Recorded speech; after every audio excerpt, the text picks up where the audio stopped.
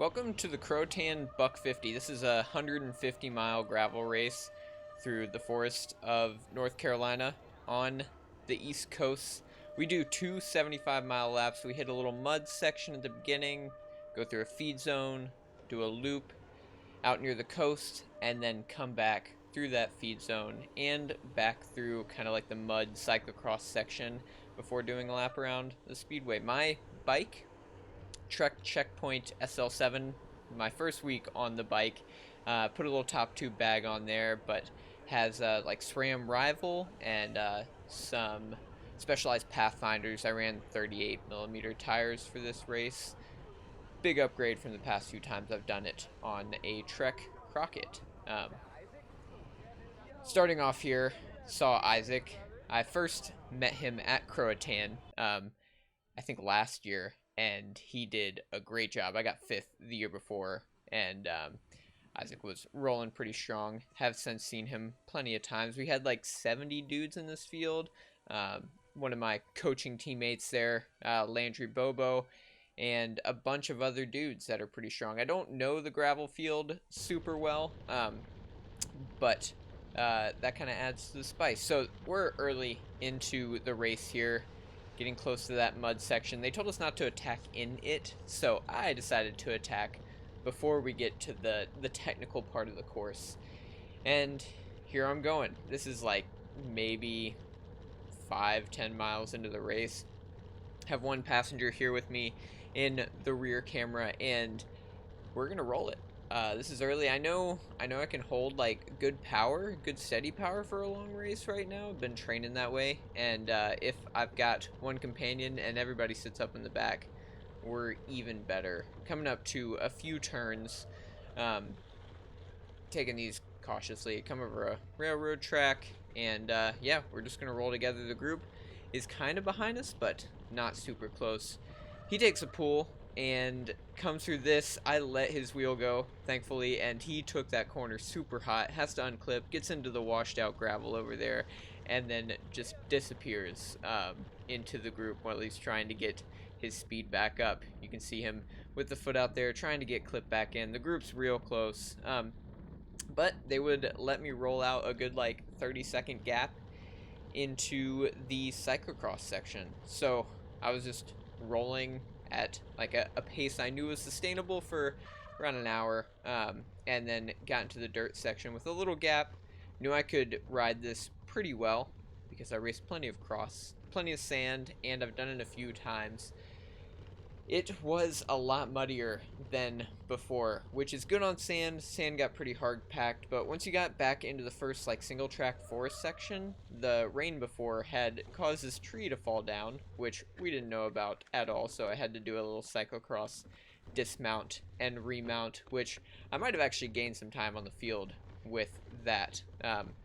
Being solo and being able to see it helped a ton. There was a lot of technical sections as far as dodging giant puddles. They weren't yet mud puddles because I was the first one to go through them, which was awesome. But some of it was churned up later in the day. During one of these later sections here, I completely forgot my line, but through all of these, yeah, the water kind of used the same line as I was pre-riding the day before. And then into another little field. I feel like I pulled a good bit of time out of this, judging by the rest of the race, but in this section here, I actually hit a root and right there lost my water bottle, sadly. So, like, 30 minutes into this 7.5 hour race and lose the water bottle. Coming through the main field section, there's a giant puddle, and then all this water had collected on, like, the tilled field. They had told us not to ride through it, but coming in early, I got a chance to ride through it, and yeah, had a nice little splash. Definitely gained some time there. I saw the main group was running through that section and onto the road section. I did have to pee at this point, so I kind of used my gap to pee off the bike here, and definitely lost a little time that I had already gained. But later in the lap, got around into the loop, and the field had caught me. I did another little attack, and Jeff Watts here, he actually stayed onto my wheel, so now I have a break of 2 He's got aero bars. He looks fast. I know he's fast. And apparently he had been pulling me back pretty hard in that group. I did, however, lose that water bottle, so I asked him if we could stop at the aid station, and I filled up water. Volunteer was like, "You want me to clean your glasses?" And I absolutely took her up on that. That was an amazing little thing there. Had clean glasses coming out of this aid station, but also got to see a few of the 0530 guys right there that I had traveled with, which was cool. They were out on the 100-mile loop, which is another option, so got to chat with them for a quick second while Jeff grabbed a little nutrition and then said goodbye, and we're back at it. Jeff and I back on the main road. This main road here, the big wide open road, big slog, and right there you can see Isaac bridged up to us from that main group. He had said there was a lot of weird group tactics going on, and he just like sat on and then finally attacked. I think he made a few unfriends in that maneuver, but it was very effective in its race strategy. He made it up to us, kind of scared us there, but he got it, and we came into this mud section yet again on the way back together. Took the left turn and immediately was like pulling out a little gap on these guys. I didn't want to do another 75 miles 80 miles alone, so I just used the mud section to kind of save some energy, especially afterwards. Isaac was able to actually keep up pretty well. I was rolling fairly easy through most of the sand sections, just to let Isaac catch up to me, and then saw that Jeff was pretty far behind there, but it was not a big deal. We all stopped, took a pee break. This race last year with Dylan Johnson, we took many pee breaks. It was fantastic. Makes the whole day a little bit more bearable. But once we took that pee break, we got rejoined by Jeff and then continued on. Yeah, there's us restarting on the pee break. Jeff there, and we're continuing on with the rest of the lap. Keep in mind there is a group behind us, so we've taken an aid station, Isaac caught up to us, and then a pee break. And I feel like the group definitely pulled some time back on us with that little pee break, even though we may have pulled a little time out on the cross section. But overall, definitely, I think we lost time into coming into the speedway again. You have to take a lap of the speedway. It's a nice little aid station, but we were rolling together pretty well. I could tell everybody else had like bigger tires than me. I had kind of like a legacy tire on, just that I had bought a few years ago and liked. And these two guys were rolling real hard. It was nice to have Jeff with his mud guard on there, especially when it got rainier like this. Could see a lot more behind Jeff than behind Isaac, and I am sure behind me without mud guards on.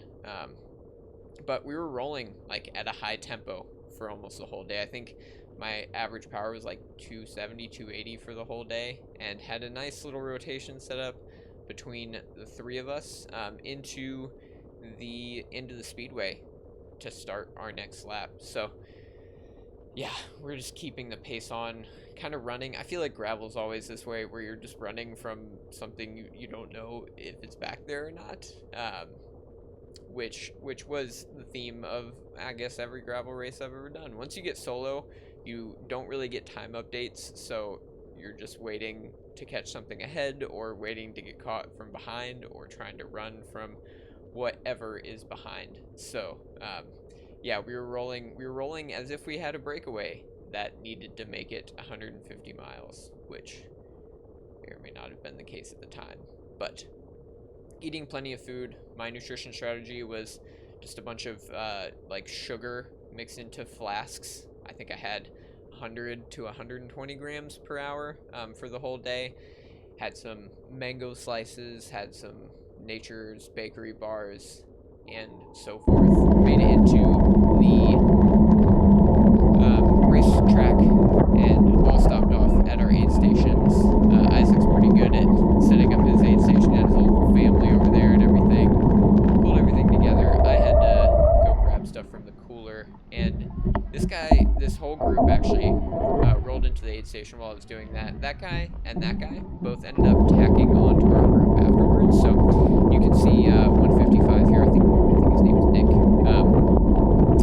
He jumped onto our group, and then the other guy in the black kit and the white, he ended up tacking on later too. We got around to this second loop, and Jeff had said that he couldn't do it anymore, and then it was just Isaac and I for a slog. Made it just past the aid station, and Isaac told me he was cracking. So I just rolled on the front until he couldn't hold on anymore and rolled into the finish solo for the last like 20 miles. Got to do a little lap.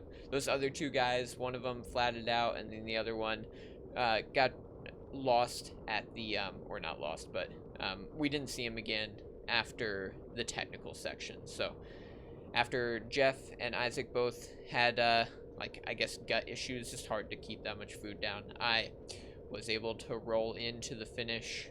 Pretty hard day. It rained on us at the end, which was super refreshing, but got to do my little celebratory lap of the aid station, of the racetrack, and bring it in for the finish.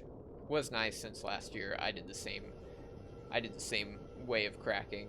Got to wear the cyclocross kit too, the Velocia Sport kit, which has duckies on it now for Zoe. So got to kiss the ducky at the end, which was great.